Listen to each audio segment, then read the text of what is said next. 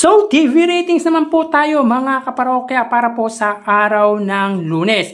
So, kahapon po ay inilabas ko ang ratings na lumabas nitong nagdaang Sabado, June 1. So, ngayon po ay ihayag po natin ang TV ratings na inilabas ng AGB Nutam Nielsen Philippines para po sa araw ng Lunes, June 3. Pero bago natin pag-usapan yan mga kaparokya ay humihiling ako na pakisubscribe ang aking YouTube channel.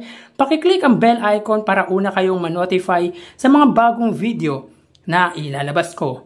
Salamat! Sa mga kaparokya, disclaimer lang po. Pag ang It's Showtime po ay nakakuha ng 8%, ibig sabihin po ay mataas po ang ratings na nakuha nila.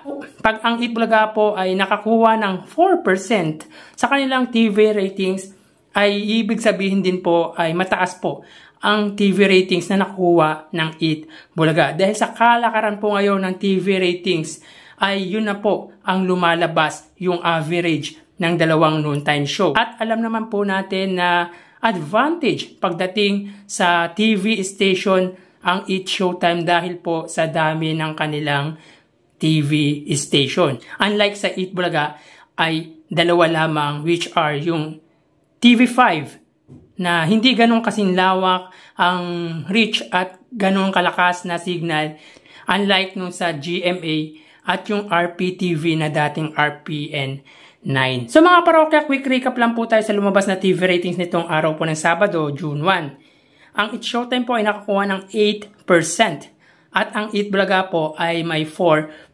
Ibig sabihin po, nung June 1, araw po ng Sabado, ay mataas po ang TV ratings na nakuha ng dalawang noontime show. At ngayon naman po, araw po ng Lunes ang ihahayag ko. Sabihin na po natin na mataas po talaga ang nakuwang TV ratings ng It's Showtime noong araw po ng Lunes dahil po umabot po sila ng 8%.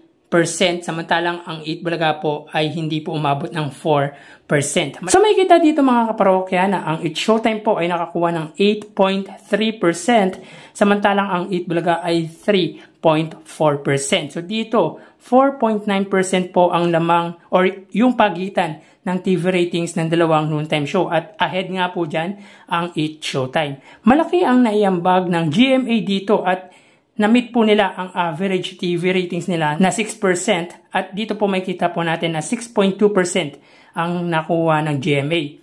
Ang GTV ay may 0.8%, ang A2Z ay may 1% at ang Kapamilya Channel ay may 0.3%. Pagdating naman po sa Itbulaga, ang kanilang main channel na TV5 ay lubhang bumaba po ang ratings.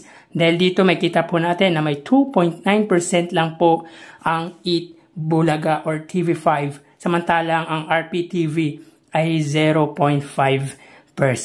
So, pag tinignan po natin ang main channel ng dalawang noontime show, ang GMA ang siyang angat against TV5 ng 3.3%.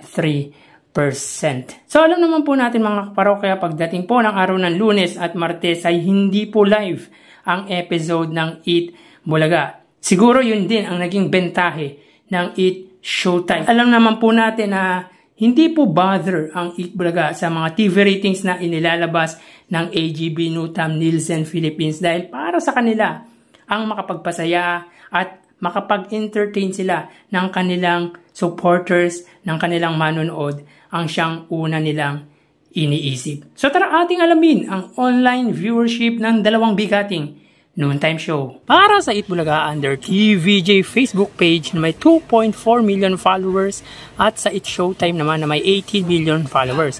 So as of 1:41 PM ay kita po natin dito na ang It's Showtime po ay may kasalukuyang segment na especially for you.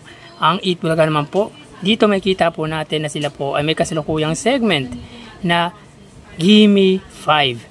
Dito sa ikalawang yugto, ang It's Showtime ay may 21,000 viewers, samantalang ang Itbulaga naman po ay may 6.6 thousand viewers. So dito sa unang yugto, pagdating sa kanilang Facebook Live, ay angat po ang It's Showtime ng 15,000 viewers against Itbulaga. So mapunta naman po tayo sa TV Network YouTube channel at unahin po natin ang TV5 na may kasalukuyang subscribers na 1.82 million at ang It's Showtime naman po under GMA Network YouTube channel na may 35.4 million.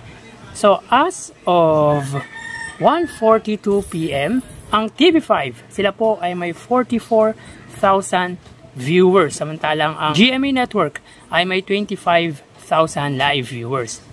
So, ulitin po natin mga kaparokya, as of 1:40 PM or 1:43 PM, ang Eat Bulaga under TV5 ay may 43,000 viewers at ang Eat Showtime naman po ay may 25,000 viewers.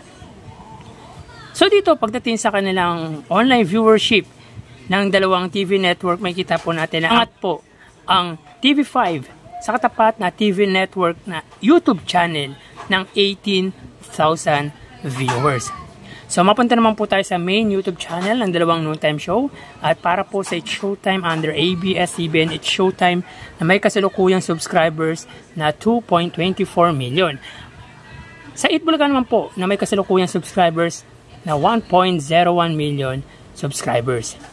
So, as of 1:44 PM ang It's Showtime, sila po ay may 119,000 viewers. Ang Eat Bulaga naman po, sila po ay may 58,000 live viewers. So, ulitin po natin mga kaparokya, as of 1:44 PM ang It's Showtime, sila po ay may 119,000 viewers at ang Eat Bulaga naman po ay may 58,000 live viewers. Sa pagdating dito sa kanilang main YouTube channel, may kita po natin na angat po ang It's Showtime sa katapat na noontime show ng 61,000 live viewers. So, bali ang total na nakuha ng dalawang noontime show ay, para sa Eat Bulaga, sila po ay nakakuha ng total live viewership sa ikalawang yugto ng 107,000 viewers, samantalang ang It's Showtime naman po ay 165,000 live viewers. So, dito, pagdating sa ikalawang yugto ay angat po ang It's Showtime ng 58,000 viewers sa katapat na noontime show na Eat Bulaga. So, sa unang yugto po ay angat po ang It's Showtime ng 30,000 viewers at sa ikalawang yugto naman po ay 58,000 viewers. So, bali ang link ng unang yugto ay makikita po sa description ng video na ito. So, yan po ang lumalabas sa kanilang online viewership as of 1:46 at mamaya magbabalik po tayo sa huling yugto ng ating online views update ng dalawang noontime show dito sa bansa. Magpapaalam na po ako. Thank you and God bless.